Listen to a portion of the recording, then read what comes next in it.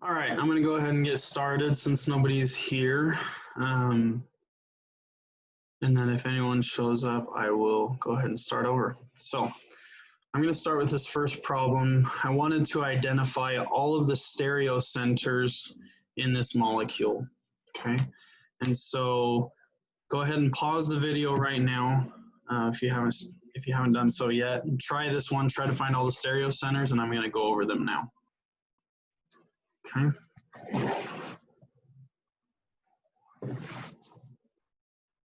So what you're looking for in a stereocenter is to have a carbon that has 4 different groups around it. So the most important thing is to look for carbons that are sp3 hybridized. So that means that they don't have any double bonds or any triple bonds. And then making sure that all 4 groups are different, okay? So we're going to start here. I'm going to say no to this carbon because it has a double bond. Okay, so that's kind of the pattern that you need to follow for these. Okay. Moving on to this carbon. Okay, we'll talk about the 4 different groups here. Okay, so we have a bromine going up. We have a hidden hydrogen going to the back. And then these 2 carbons are different to each other. So yes, we have 4 different groups, meaning that this is a stereocenter right here, okay? All right. Also this one, we have a hidden hydrogen, and then we have 3 carbons, and all 3 of those carbons are different. So that is a stereocenter, okay? This is a CH2, this is a CH2, so they cannot be stereocenters. This one is a stereocenter because we have a carbon, carbon, carbon, and hydrogen. And all 3 of the carbons are different from each other, meaning they have different groups attached to those carbons. So that one is a stereocenter.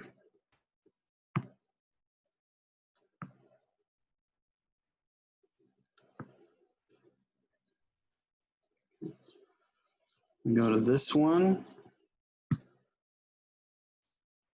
This one is also a stereocenter, okay, because there's 4 different groups around it. We have a hidden hydrogen, and all 3 of the carbons are different from each other. We have another one here with a hidden hydrogen and 3 different carbons. This one is a CH2, so it will not be a stereocenter. This carbon is not sp3 hybridized, also not sp3 hybridized, okay? This one is a stereocenter because we have a hydrogen going to the back, and the chlorine, carbon, carbon, and the carbons are different from each other. Okay. Then we'll go off to the right over here. This one is also a stereocenter. 3 carbons attached, and all of the carbons are different. Okay. If you go around the ring this way, this carbon is different from this carbon. Okay, so that's how we determine that they are different. CH2, so that one will not be a stereocenter. This one is a stereocenter because the 3 carbons are different from each other. And so we have a hidden hydrogen in the back. And this is our last stereocenter. We have an oxygen, a hydrogen, and 2 different carbons. So that is a stereocenter. Okay. Moving on to the next topic, I wanted to label these molecules as R or S. So let's start with this left carbon, this left stereocenter. Okay. On the right side, we have a carbon attached. Oops.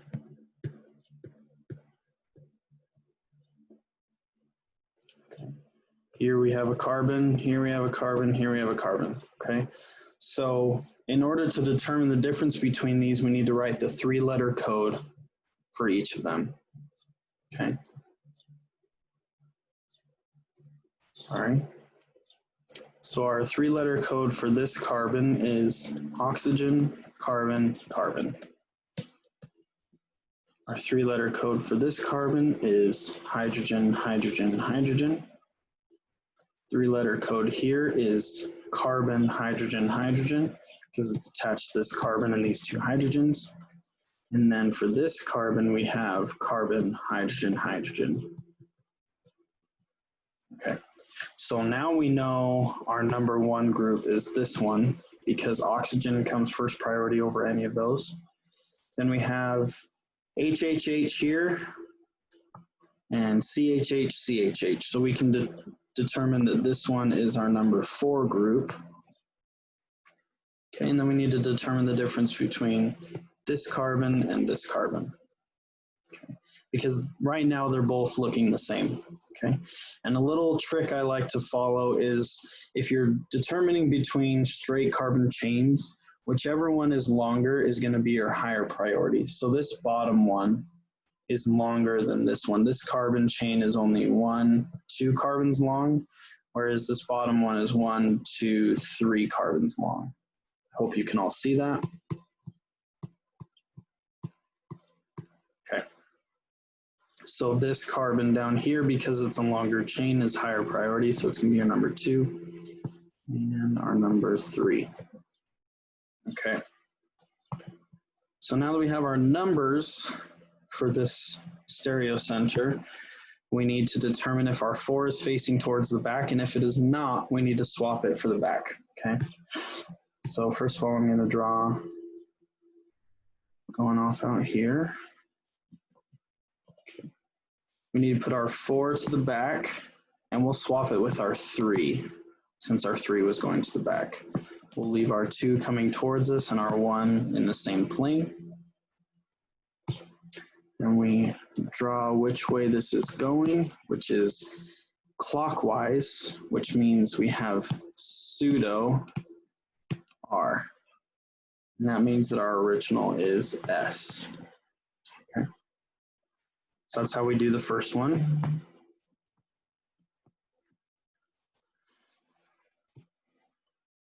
Moving on to the second one here.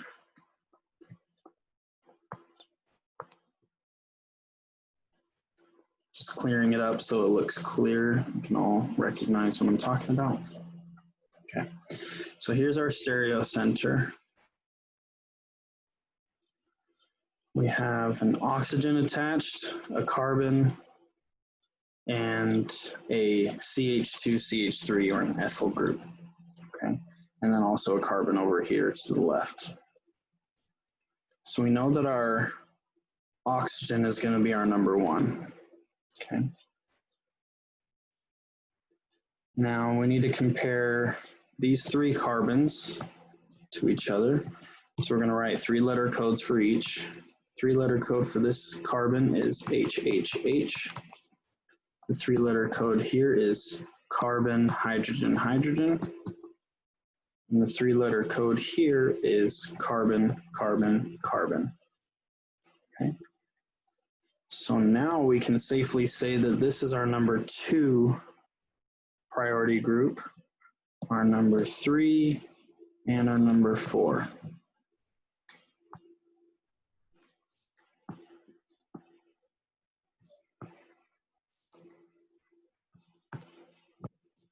Okay, so again, I'm going to come out here and draw our groups. Oh, let's see. Nope, we don't need to, because our number 4 is going to the back already. Okay, so we can just leave it as it is. We determine the direction of the rotation, which is counterclockwise, and that gives us an S configuration.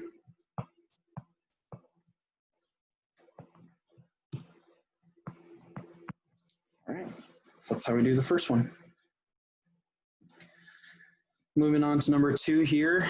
This is called a Fisher projection, okay?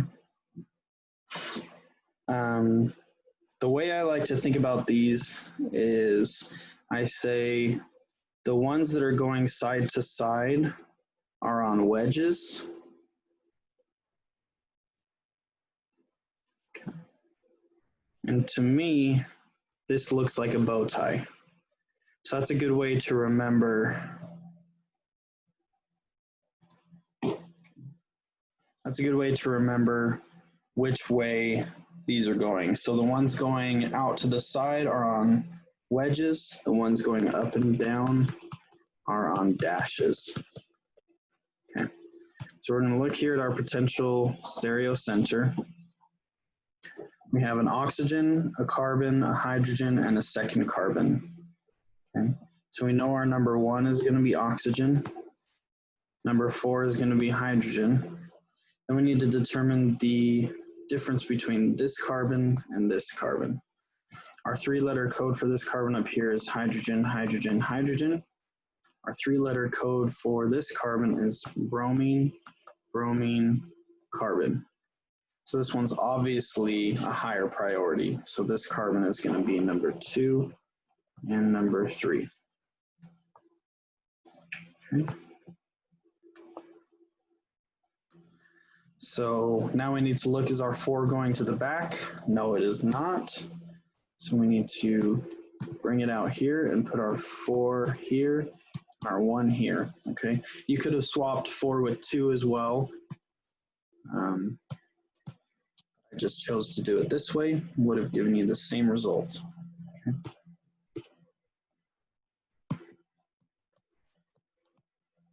So this is going clockwise, which is R configuration. So this one is pseudo R, which means our original is S.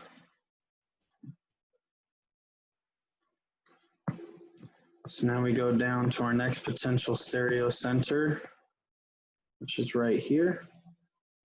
And we look at the different groups attached. We have bromine, carbon, bromine, carbon. Although the 2 different carbons are different, our bromines are identical. So this is not a stereocenter. So we can ignore this one. Okay. So let me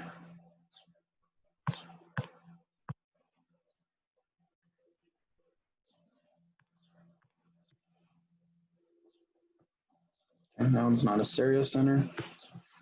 Now we're going to look at this carbon. We're attached to 4 different carbons here. So let's just start by immediately writing our 3-letter codes for each of these. This carbon is attached to bromine, bromine, carbon. This one is attached to hydrogen, hydrogen, hydrogen. This one is attached to carbon, carbon, carbon. This one is attached to carbon, hydrogen, hydrogen. Okay, so we can immediately determine our 4 priority groups. Bromine is going to be our highest. Then comes our 3 carbons. Then our CHH. And then our HHH. Okay.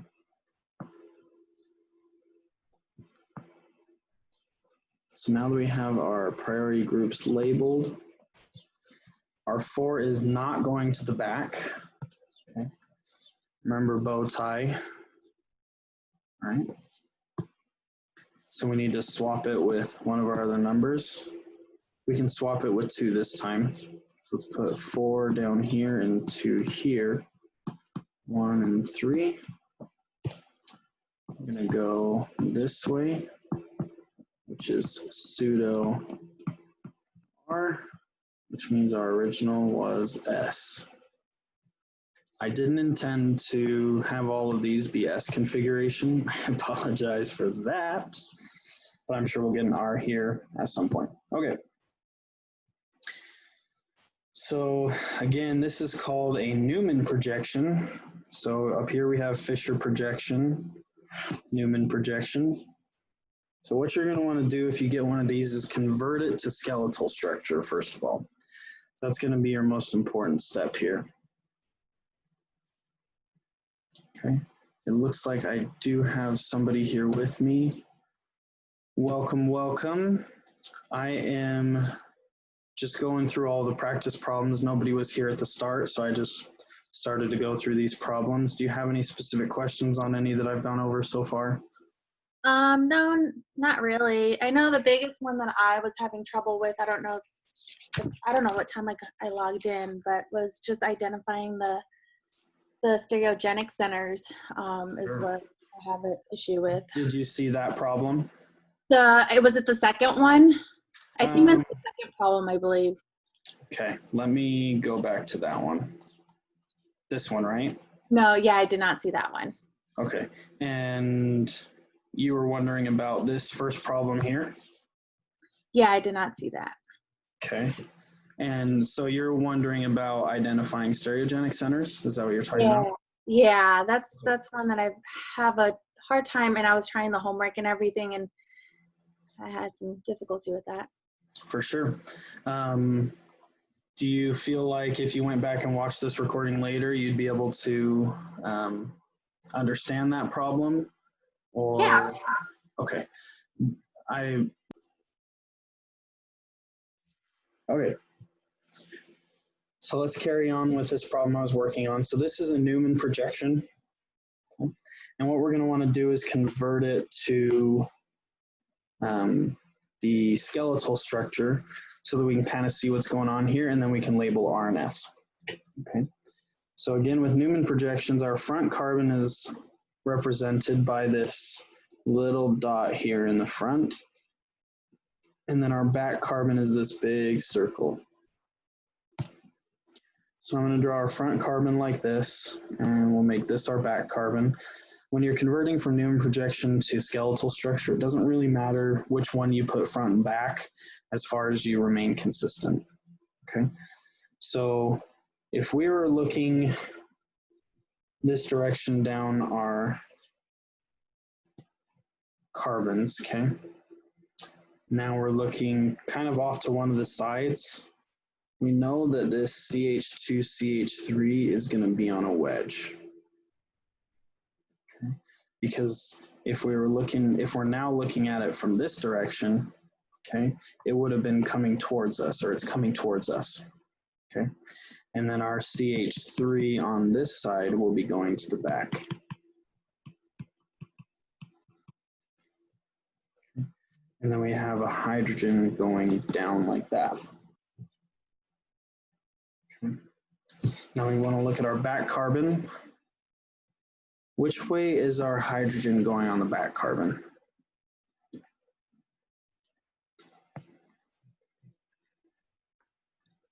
As far as? Yeah, is it going to be like up, down? Is it going to be going towards us, away from us? What do you think? Away. So when we're looking at it from this side, okay, it's going to be in the same plane that we're looking at, okay, because it's kind of lined up along the center line here. I don't know if you can imagine that, but you know, in the original, the hydrogen is going straight up, and so it's going to be going like this. It's going to be in the same plane as these four atoms like that. Does that make sense? Mm-hmm. Okay. And then we have our bromine going down. Is it going to be on a dash or a wedge? On a dash. Not quite, okay? Because on this side, these atoms are coming towards us. Okay. And so it's going to be on a wedge. I know these are kind of tough, but you got to think about it 3D wise. Okay. Yeah. And then our CH3 will be going to the back. Can you kind of imagine that you know, you can, if you're looking from this way, our bromine is going to be coming towards us and our CH3 will be going away from us. Mm-hmm. You can kind of imagine that. Mm-hmm. Perfect. So now we're going to want to look at our different stereocenters and determine R or S. Okay. Mm-hmm. So we've got this potential stereocenter. We've got a hydrogen, which will be our number 4. We can just label that immediately. Okay. We've got 3 carbons bonded, so we're going to want to write our 3-letter codes for each of these. Okay, so this carbon is bonded to a bromine, a carbon, and a hydrogen. You see that? Bromine, carbon, hydrogen. Okay. This carbon is bonded to a carbon and 2 hydrogens, so it's going to be CHH. This carbon is bonded to 3 hydrogens. So now we can label our priority groups. All right. So carbon here is going to be our number 1 because it's bonded to bromine. Our CHH is going to be our number 2, and HHH is our number 3. Cool with that? Yeah. Awesome. Okay. So now we need to determine if our 4 is going to the back, which it is not. So now we'll kind of just draw it off to the side here. We've got something like this. We're going to want to swap our 3 and 4, okay? So that our 4 is going to the back, and we'll keep our 2 and our 1 the same. Again, it's going this direction, which means pseudo what? It's going counterclockwise, so pseudo S, perfect. Which means our original is R. Perfect. Is this all making sense? Yeah. Perfect. So now we're gonna look at our other stereo center. Just trying to clear it up so we can see it clearly.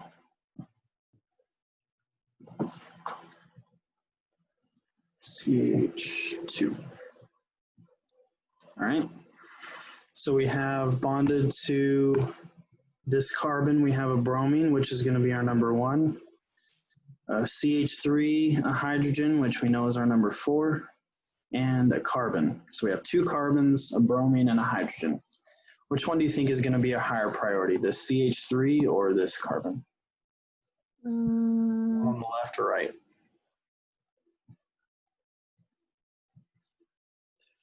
The one on the right. Okay, so let's write our 3-letter codes and we'll find out. Okay, so this carbon is bonded to what? To our 3 hydrogens. Perfect. HHH. What is this carbon bonded to? To a carbon. Okay, what else? Another carbon. And a hydrogen. Perfect. So which one's higher priority? The left. The left. Perfect. So this is our number 2 and our number 3. Okay. All right. So now our number 4 is not going to the back. So again, we're going to come off to the side and make sure that we draw it going to the back. So we'll put our 4 on the dashes and we'll swap it with our 3. Leave our 1 and our 2 the same. This is going clockwise, which means pseudo R, beautiful, which means our original is S. Perfect.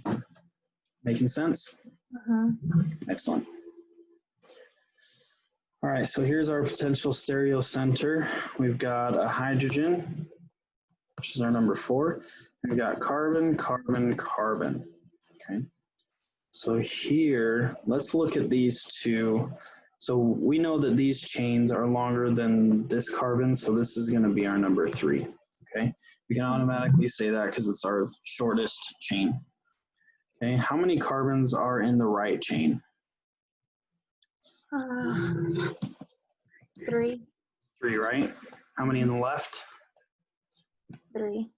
3. Okay. So that means that these 2 carbons are identical to each other, which means that this is no stereo center.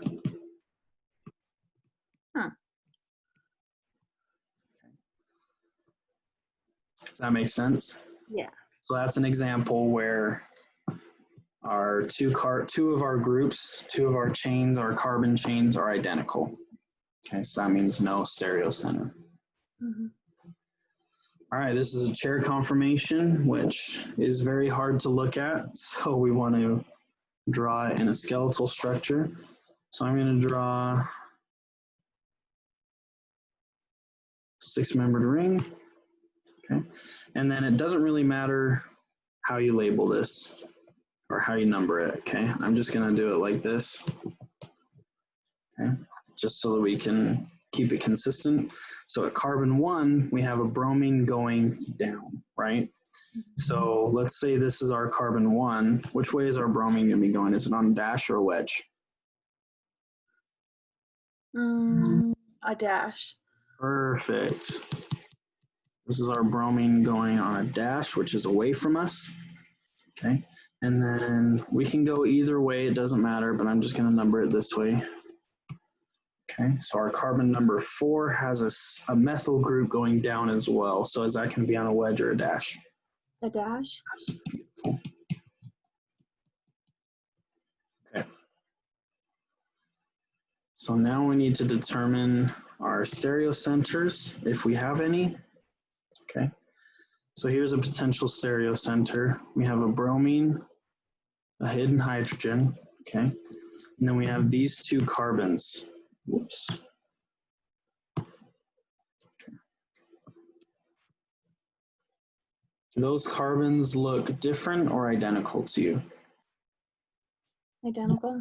They are identical, right? Because as you go down, so they're both, right? Their letter codes are carbon, hydrogen, hydrogen. Same for this side, carbon, hydrogen, hydrogen. Same with these carbons, carbon, hydrogen, hydrogen. And then you get down to this one, which is they meet at the same point. So there's no tiebreaker, which means that this is not a stereocenter. And I didn't intend to draw this without a stereocenter. So that's okay. It's a good practice as well. No stereocenter in this molecule. Because it would be the same answer with this one, right? These 2 carbons are identical. Mm-hmm. Okay, good practice for recognizing if there's no stereocenter. Okay. Now, if we had had our bromine, let's say, right here, okay, would there be a stereocenter? Yes. Yes, because these 2 carbons are no longer identical. Okay, I'm going to leave it there. We don't need to go through that one, just letting you know. So that basically means if there is a plane of symmetry through a ring, then there is going to be no stereocenter. The carbons will be identical. Okay, when our bromine was up here, there's a plane of symmetry, which means there is no stereocenter. Okay. All right, let's do number 6, which is our last one where we're labeling R and S. We have a hydrogen, which is our number 4. Okay. Then we have 3 carbons. So let's write the 3-letter codes for each of these. Okay. What's going to be our 3-letter code for this carbon, which is double bonded to the oxygen? 2. What is it? 2. Where Okay. are we at? Sorry, this carbon right here. Oh. So it's a little tricky because it's double bonded to an oxygen. Do you remember the rule here if it's double bonded? I don't. Okay. If a carbon is double bonded to something, it counts as 2. Okay, so this carbon is attached to oxygen, oxygen, carbon, because this oxygen counts twice due to the double bond. Okay, and then it's bonded to this carbon. So oxygen, oxygen, carbon. Does that make sense? Mm-hmm. Okay. What's our 3-letter code for this top carbon? H3. Perfect. And how about for this carbon right here? H2. Not quite. Again, it's double bonded. So what is it double bonded to? To a carbon. Yep. So it's going to be 2 carbons, and then there's 1 hidden hydrogen. So it's going to be hydrogen. Does that make sense? Mm-hmm. Perfect. Okay. So we have priority groups here. Which one is our highest priority?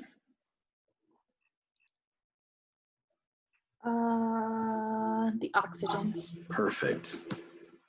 And then we have CCH, so that's going to be number 2 over HHH. So that'll be our number 3. Okay. So our number 4 is going to the back, so we just need to draw which direction these are going. This is clockwise, which makes it what? R. R. Perfect. All right. Any questions on finding R or S? I guess I have one question. As far as like the pseudo R and pseudo S, when do you determine to do that? Is it only when the hydrogen's in the back or in the front? It's only when your number 4 group, because your number 4 group is not always going to be a hydrogen. Okay. So whenever your number 4 group is not going to the back, that's when you need to do pseudo. Okay. And then you swap the one that is in the back with your number 4. That's all you do. Okay. So for example, if we swapped these like this, right? If the hydrogen had been on a wedge and then our CH3 was on a dash, we would have wanted to switch those, right? So we would have put our hydrogen on the dash and we would have put our number 3 on the wedge. Okay. And that's when you do pseudo. So you need to look at your groups, and if number 4 is not going towards the back, then you need to swap them. Okay. And do pseudo. Cool. And then do you recommend redrawing it like you have been, or can you is it safe to just say? On this one, if you get good at this, I don't usually have to redraw it. I just redraw it when you guys are learning it. You can just say, okay, well, our 4 and 3 are going to swap, but that doesn't really change the positioning per se. It would just kind of look like this, right? And so it's kind of the same thing. Then you could say it's pseudo R, which makes it S. Does that make sense? So if you can envision it, go for it. You don't always have to redraw it. If you can picture, okay, my 3 and 4 are going to swap here, and then I can imagine what it would be. But make sure you recognize whatever that answer is, it is pseudo. Okay. Okay, so I'm going to redraw these how they were, because our hydrogen is on a dash. Okay, perfect. All right. So I just have 3 quick examples. How are you feeling on chair conformations? You confident or need some practice? I could use the practice. Okay. Well, I will walk through these then with you. Okay. So first, let's label these as up, down, axial, equatorial. Okay.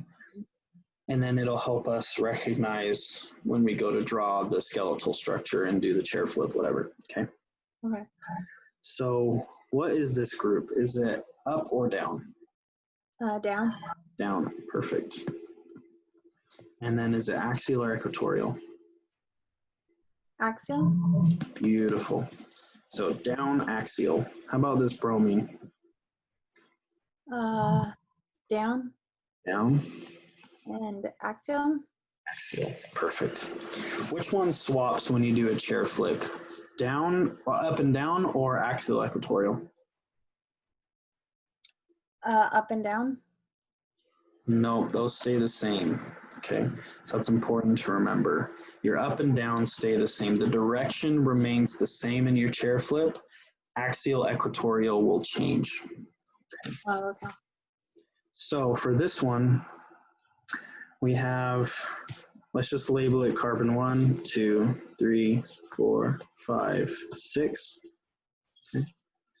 So what happens with a chair flip is we take carbon 1 and we pull it up.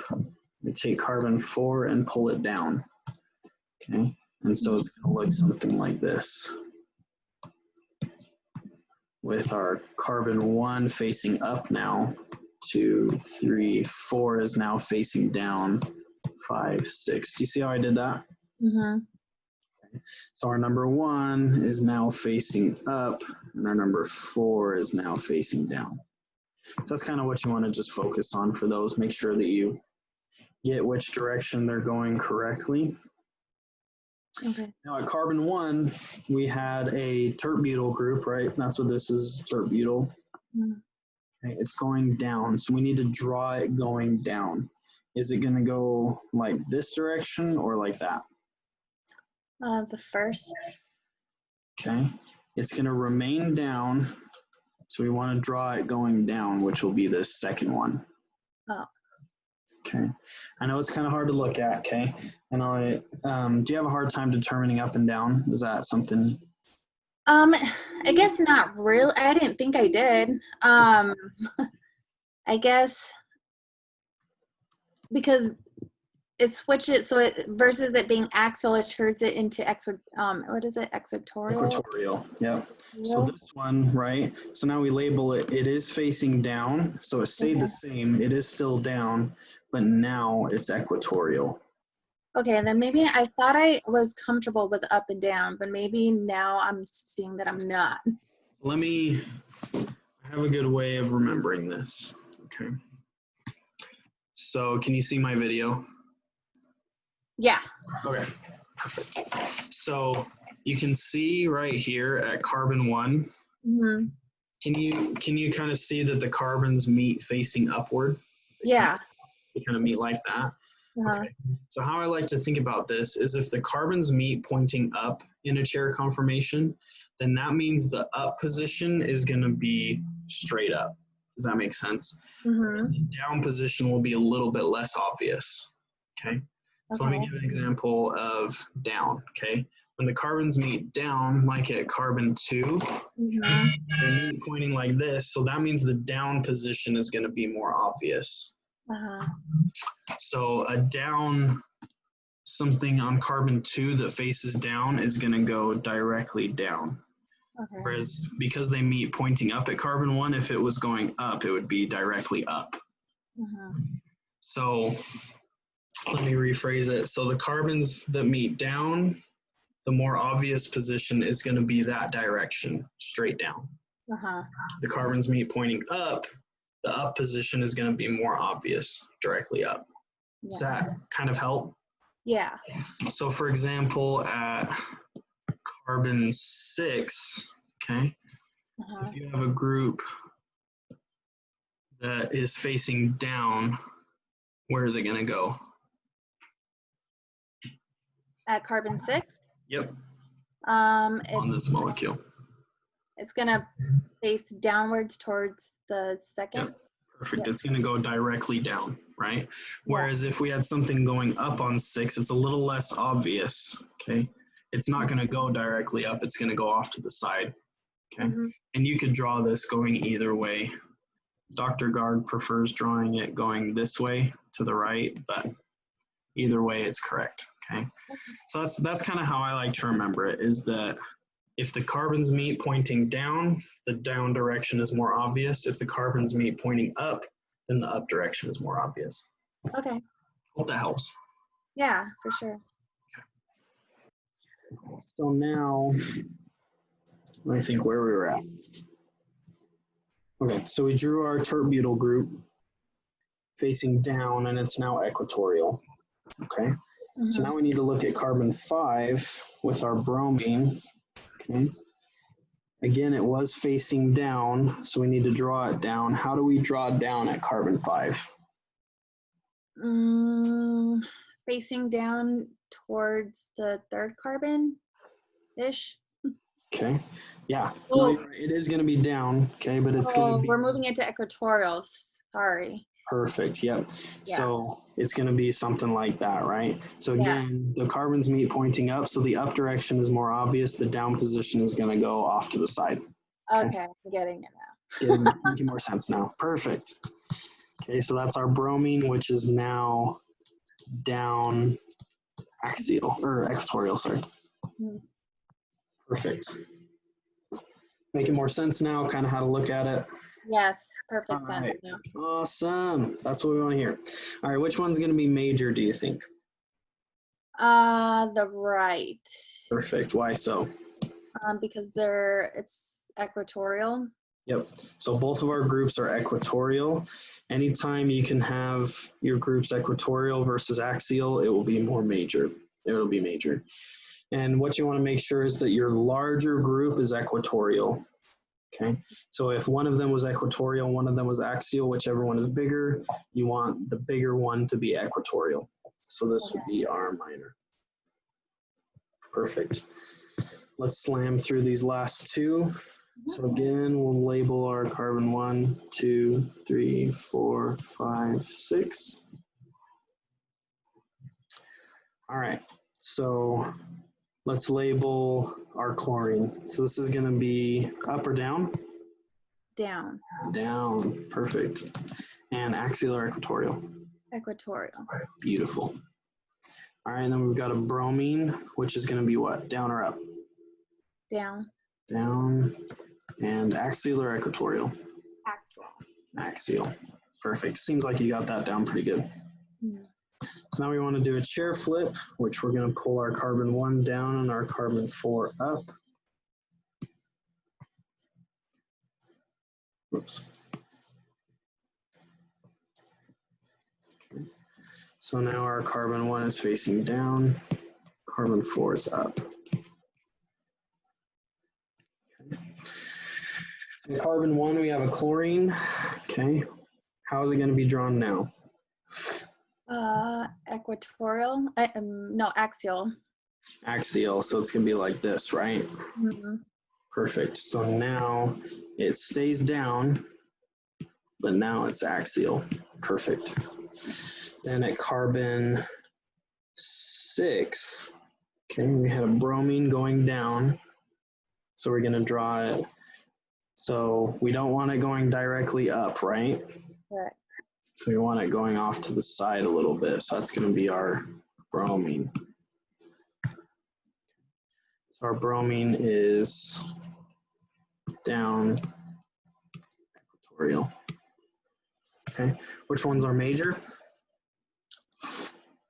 Our right. Perfect, because bromine is bigger than chlorine, right? Mm-hmm. We want our bigger group to be equatorial. This is our minor. Okay. And this last one. So again, we're going to label carbon 1, 2, 3, 4, 5, and 6. Okay, we'll label each of these. This one is up or down? That one's down. Perfect. And equatorial, right? Yes. Okay. At carbon 2, up or down? Up, axial. Perfect. And carbon 5? Down, axial. Down, axial. Okay. So we're going to do a chair flip. Carbon 1 is going to go up. Carbon 4 is going to go down.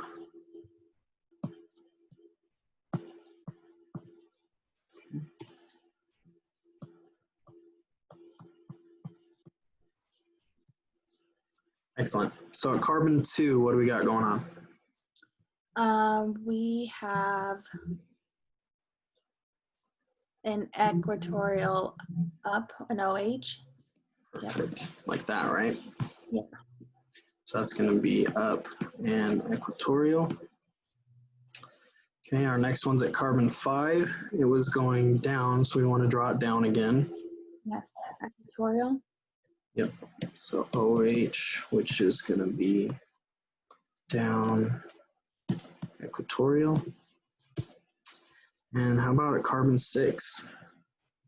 6 is down, axial. Perfect. So our OH is going to be facing down and axial. Which one's our major? The right one. Perfect. Because although all of our groups are the same, 2 of them are equatorial here, which makes this one more stable. Okay. Perfect. That's all I had prepared. Great. Feeling a little better about these topics? Yes, much better. Awesome. Thank you. Awesome. Anyone who's watching this recording later, feel free to email me with any questions that I didn't get answered through this, or anyone feel free to message me through Canvas as well. I'll be happy to help out as I can. So that's the end of our session. Thanks for coming.